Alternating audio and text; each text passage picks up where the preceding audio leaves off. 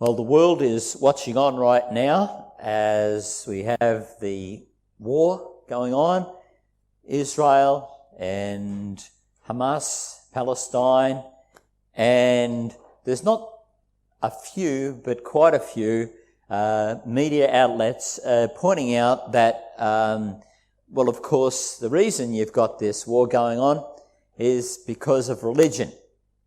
Now, of course, there are far more factors involved up there. There's the territorial dispute. There is the historical dispute between these two peoples and so on. But at the end of the day, there is actually a religious element. Yes, 75-80% of Israelis are not religious at all, but certainly on the Hamas side and Israeli side, there is a religious aspect. So plenty of people in the media have been rushing to that old adage, you see, religion is the cause of wars, of killing, of most of the trouble in the world.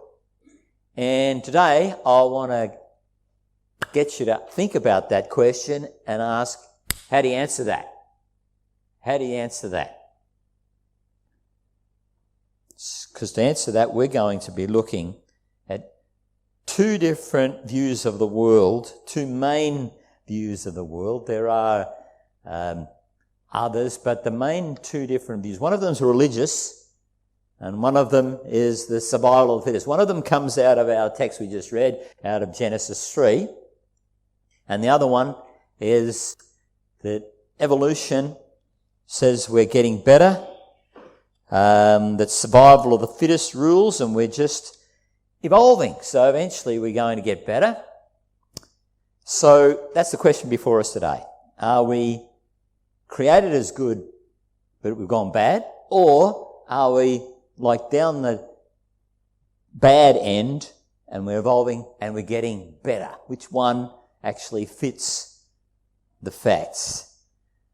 Genesis says that we live in a world that was given as good. If we had read the first two chapters, God said it was good, very good, but that something went terribly wrong. And here's how it happened. It began, we just read Genesis 3 verse 6. When the woman saw that the fruit of the tree was good for food and pleasing to the eye and also desirable for gaining wisdom, she took some and ate it.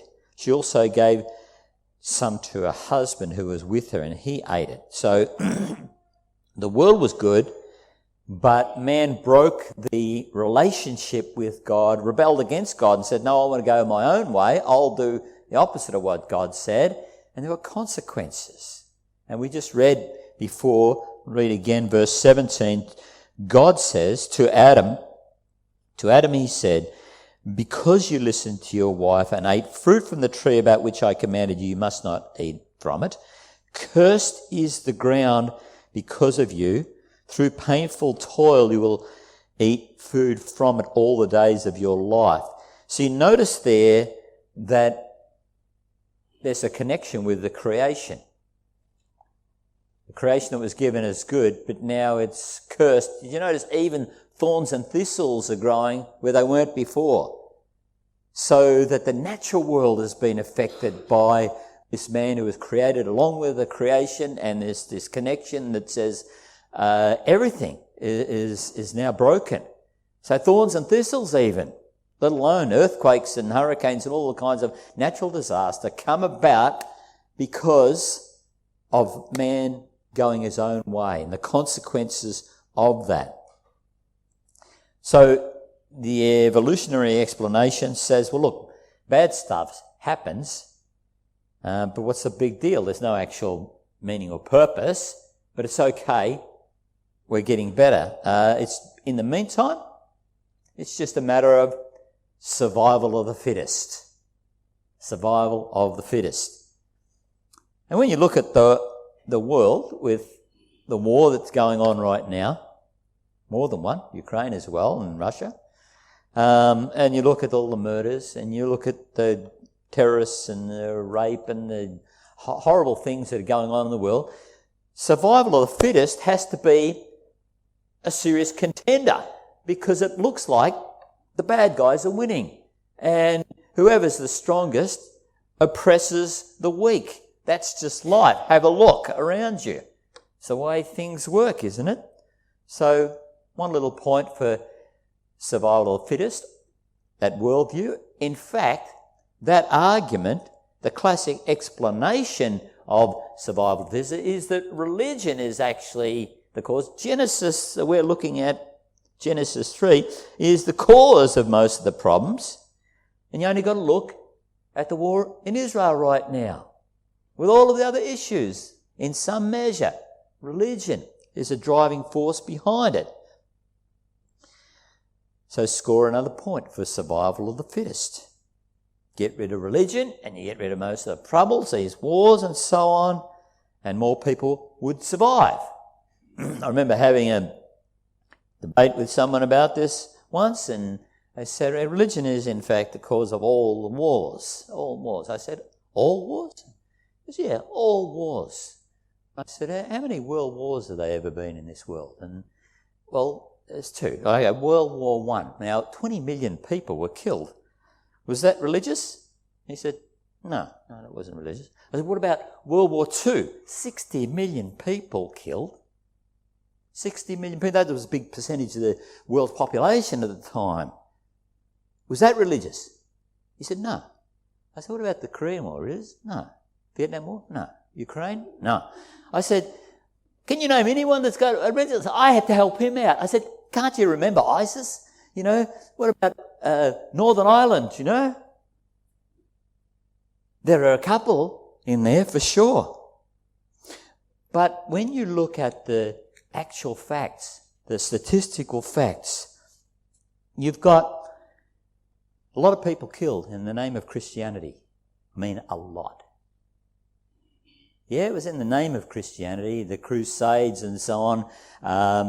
But of course, a lot of that was actually territorial. We know that 2/3 of the Christian world had been taken over by Islam, and there was a fight back. But there were popes who were driving forces behind it. There was a religious element or aspect behind that whole idea. And you know how many? 17 million people. 17 million people have been killed in the name of Christianity over the last 2,000 years. 17 million. So how many people have been killed in the name of atheism? Hardly worth looking at, is it? Well, in the name of atheism, I didn't say by atheists, in the name of atheism, that is communism with its ideology, its atheistic ideology, no higher power than the state. In not 2,000 years, 17 million people in 2,000 years, in only 100 years, 100 million, maybe as many as 200 million, depending on how you count up. Because, of course, you've got Stalin and Pol Pot and Mao starved out so many people. Yeah, they usually say around 40 to 80 million, 45 million. But some say the figures could be as many as 160 million because you've got no way of knowing when people are deliberately starved to death, what do they die of? What do we got here? 17 million over 2,000 years. And in only 100 years, at least 100, maybe a lot more, million people killed in only 1 century in the name of atheists, atheism. So how could anyone seriously suggest that religion is the cause of killing? Is it that we've got some vested interest here or something? You can understand how people say, well, in our lifetime there's been a lot of high-profile killing in the name of religion. We've got the ISIS, we've got the suicide bombers, the terrorists. But if we actually just look at the statistical facts, based on the statistics, we should be saying atheists are the problem of killing. If we just got rid of the atheists, we wouldn't have so much killing in the world. Just if we're just basing on the facts. But interestingly, we're not going to say that because Genesis is not saying that atheists are the problem or the religious people are the problem. Genesis 3 is producing a worldview for us that says there's a problem that goes much deeper than either of those things. What was the first temptation they fell for? Read it with me in verse 5. For God knows that when you eat from it, your eyes will be open and you will be like God, knowing good and evil. Get those two things? You'll be like God, knowing good and evil. Now, someone's pointed out, Adam and Eve came to know good and evil in the same way that, or as a comparison, a doctor knows about cancer in a particular way, but he doesn't know it in the same way as the terminally ill cancer patient knows about it. And when Adam and Eve first ate of the tree, they came to know good and evil, not like the doctor, not like God, but they came to know good and evil like the terminally ill cancer patient. But we notice the very first thing, the fall from perfection, was over the temptation of man wanting to be like God. You too will be like God. You'll have the knowledge of God. You will rule yourself. You take it. You don't do what God says. You be God. You be God. You determine what's right and wrong. And that's the life we look at now. And it's not confined to atheists or religious people.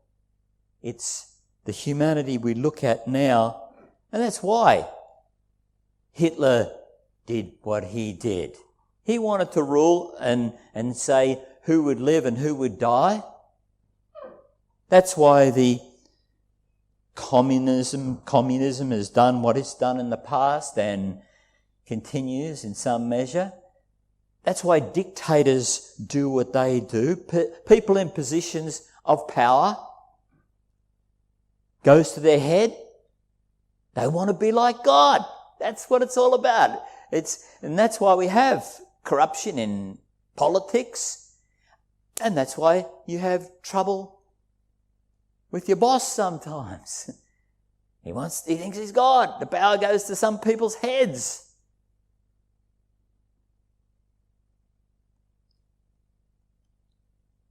That's why some people, in the name of religion, in the name of Christ, do what they do.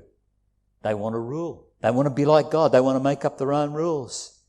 That's why people abuse other people. You know, we hear about priests molesting children, but sad as it is, 1 in 8 people have been abused in some way, and most of them are not religious. It's like there's something further and wider. And that's why people go to war. That's why people cheat on their tax, because they think they want to follow their own rules and be their own God. That's why when people cut you off on the road, you know what they're doing? They want to be God of the road. Right? And that's why you get so hurt when someone offends you. Because you think you're God.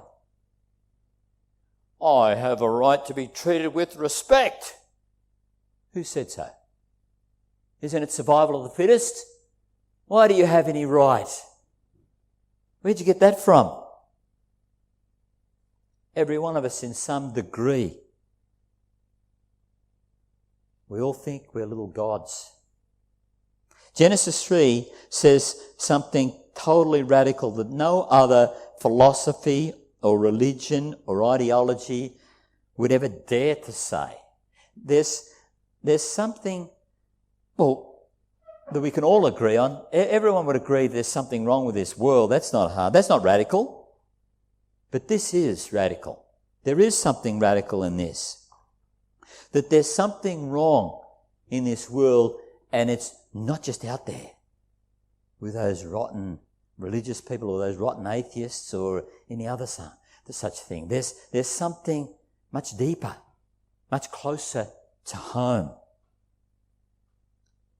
Genesis is saying that there's not something a little bit wrong, because it didn't say the day you eat of it, you'll be a little unwell. In fact, God said, on the day you eat of it, you will die. And they didn't physically die that day. Did God get it wrong? No, he got it spot on. Something died. Something died in the human heart that day. Now, our other worldview, the survival of the fittest, evolution, says we're not that radically wrong. We're not dead, eh? We're walking around, we can talk and do stuff, and we can be intelligent, and if we've got stuff wrong, we just got to keep striving. We're evolving, we'll get better. We just got to fix things up a bit, fix this world up and fix ourselves, and eventually we'll get better. Now, are we getting better? Well, we're advancing in technology and a lot of things we're getting better. But is the human condition of this dying getting better? Do you know, we're so much more civilized these days, but we've still got war going on. Divorce rates higher than ever.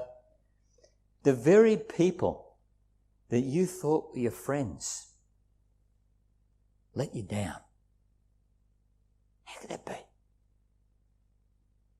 How could that be? You know what's worse?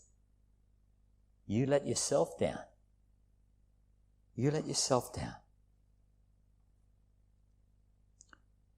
Have you ever noticed how you start a new job or you meet new people, how nice they are until you get to know them? And until they get to know you? There's something wrong. Now, Professor Peter Singer buys into this argument in saying religion is the problem.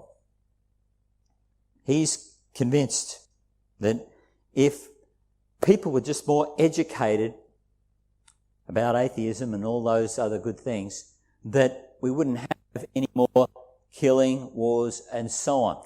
And even right after, like a while ago now, after 9/11, he wrote an article in the newspaper saying people, if they were just more educated, none of this would have ever happened.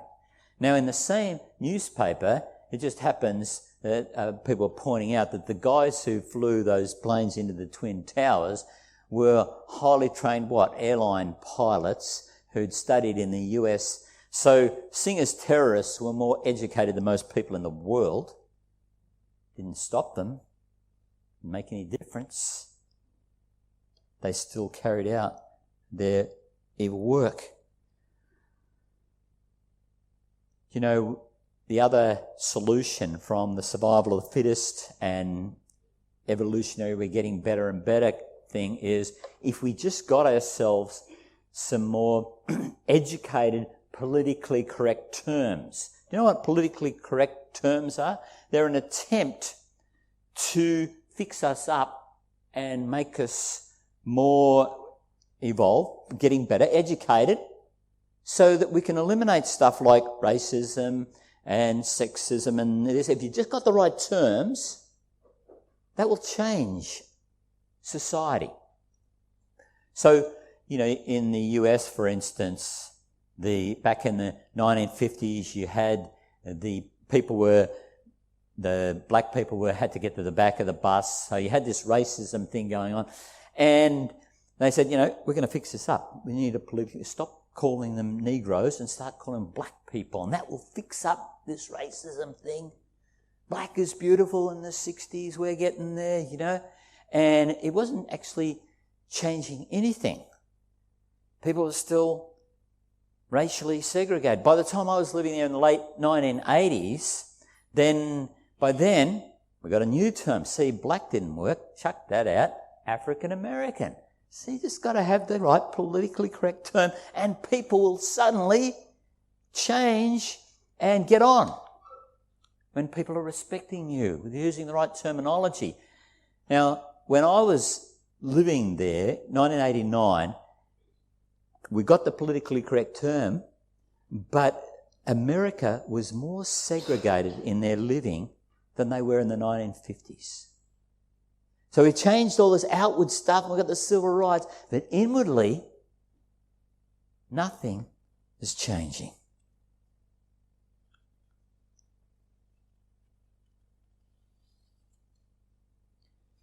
Other people say the answer to our condition, our improvement, our evolving, is if we had a more just political system. You know, what we need is, if everybody had democracy, then all the countries they wouldn't be fighting like this. If they had an internal fighting and so on, you just give them good old Western democracy. So we go in there into Iraq and we give them democracy and we'll leave it now, everything will be fine, won't it? Well, no. Didn't change anything. South Africa, you know, we'll just get everybody getting a vote there and then there'll be no more problems with people. Still others say, you know, if we just had more technology, we just got to advance technologically, so we advance technologically and we just got better weapons to kill each other with. And instead of, you know, the good old stick 'em up, now we've got cyber security, you know, it's more technology, more technological evil going on. Now, then other people will say what you need is more religion, but everyone's quick to point out, or many are pointing out, the religion causes its own problems too. The fact of the matter is, throughout history, we have tried everything to fix ourselves up, to fix up society, to fix up people. Nothing has worked. Nothing has worked. You know, we just got to civilise ourselves and dress men up in suits and you'll get that crime off the streets, and all we've got is crime and drugs in suits now, you know, instead of just on the streets. So what do we do when we're confronted by the fact that this problem goes much deeper? Do we admit it? Well, have a look at the text again in verse 9 and see we just hide from it. Verse 9 says, "But the Lord God called to the man, 'Where are you?' He answered, 'I heard you in the garden and I was afraid because I was naked, so I hid.'" Great idea, Adam. God's coming. Let's hide behind a tree. I'm going to hide from God behind a tree. Isn't that great? You know, God's coming in the cool, walking in the cool of the evening. Here he comes. Here he comes. And then God's walking past and we'll just shuffle around here so God's not going to see us. Yeah, right. Verse 11, "And he said, 'Who told you that you were naked? Have you eaten from the tree that I commanded you not to eat from?' He sprung." Well, there's no way out here, so you might as well admit it, right? But what does he say? Verse 12, "The man said, 'The woman you put here with me,'" it's the woman's fault. We knew it. It had to be, right?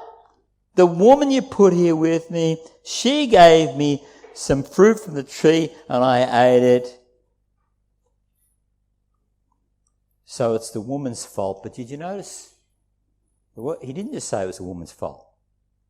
He said it's also God's fault. Did you notice that? "The woman you put here with me." God's fault. Isn't that a popular one? Throughout the world. It's God's fault. What's going on right now in the world? It's God's fault. You know, if there's a God, why is he? It's God's fault. But what does the woman say when she's confronted? Verse 13, "Then the Lord God said to the woman, 'What is this you have done?' the woman said. The serpent deceived me, and I ate. It's the serpent's fault. Running out of people to blame. Blame it on the snake. But what are we really seeing here? Human beings, ever since this time, ever since they were confronted by their own sin, are obsessed with blaming it on someone else, anyone else, except me. Anyone else. Blame it on the government, blame it on my parents, it's their fault, the way they brought me up. It's always someone else's fault. If you hadn't given me those chocolates, I wouldn't have had to eat them, you know. Yeah, but the whole box, you know. My wife doesn't eat chocolate, I'm not talking about her. But that's the point. We've got a blame. It doesn't matter who it is, it's just someone else. Do you know that every problem in marriage is always my spouse? It's the other one. It's not me, it's them. Every problem that you have with your friends, every problem you have anywhere in life,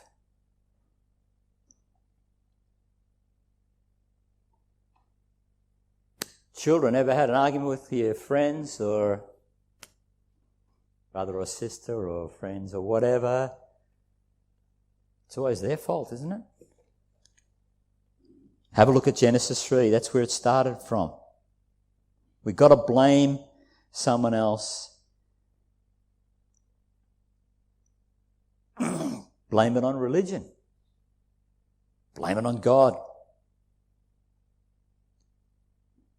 But of course, if we really look closely at this text, there is some truth to the idea of blaming on someone else. Even right here, Adam could rightly say, yes, the woman really did give him the fruit. And God really did put the woman there with him. And the woman could really say, yes, that serpent really did deceive me. In other words, there's an element of truth. And that becomes our great hiding behind this small grain of truth to hide the lie. It becomes our excuse to blame it on someone else because someone else maybe really did do something. And that enables us to hide the lie. I met a murderer in prison once, and he told me, I'm not as bad as some people. And you know something? He's right. The murder he committed was not as horrific as, well, motivated, and if you knew the whole story, there's an element of truth. We're obsessed with passing the blame and using others' sin as an excuse. Millions of people throughout the world, all of them, liars. We read in Romans, liars, deceitful, tongues, all of them, millions of them, have the audacity to think they're going to stand before God one day and think, I'll get into heaven. Why? Because I'm not as bad as some people.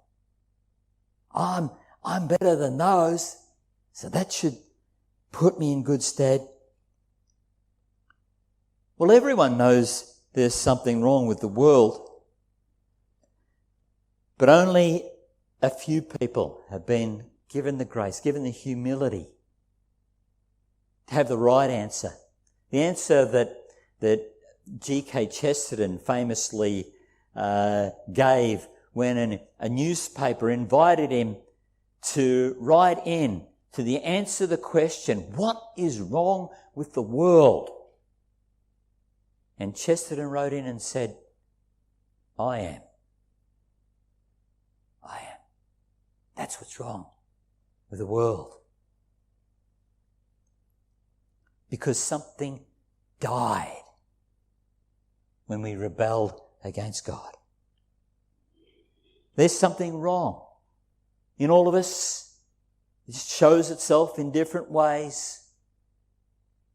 We can look at all these bad people out there, those anti-Christian people, those bad people, but something died in all of us. So, in our natural state, you're dead, spiritually dead. And that's why Jesus said, you must be born again. You must be born again. But wait, even when you're born again, doesn't mean you suddenly become this perfect person. The old stuff is still in there and won't be totally gotten rid of until the new heaven and new earth that Jesus promised, where righteousness dwells. But until then, we carry around this warfare that goes on. This warfare that goes on between this body of death that's made alive in Christ, but there's still this spiritual warfare. The thing that's changed when you're born again, the thing that's made alive is a relationship with God, that you're actually given the eyes to see that what's wrong with this world is me. And what I need is the Saviour. Do we get so used to hearing about the cross that we miss the whole point? If any of these things we've been talking about could get you right, even religion could get you right, why would God send His own Son to go to that cross? If you could fix yourself up, He'd be saying, get to it. But you can't. He had to send Jesus to go to that cross, to take the penalty that you deserve, to do a transplant on your dead body, to take His glorious righteous life and your evil sin and take it and transplant your evil, your sin onto His body on the cross, and take His perfect righteousness and transplant it into your heart, that when you stand before God, He sees you as never having done anything wrong, despite all the things you have done wrong, because Jesus took it away. Just to close here, people have asked me a lot, and YouTube's going all over the joint with prophecy. Does the war in Israel fulfill prophecy? And I say absolutely 100% it does. Because Jesus predicted there would be wars and rumours of wars. And there's war in Israel and Palestine, there's war in Ukraine and Russia. But there's a far more profound way that this war that's going on in Israel right now is being fulfilled. What God said in His Word, that the heart of man is deceitful above all things and beyond cure. You must have a new heart. You must be born again by faith in Jesus, in who He is and what He's done. To be part of that new heaven and new earth, and to see things differently in this life. A new attitude towards sin and what's caused this world to be the way it is.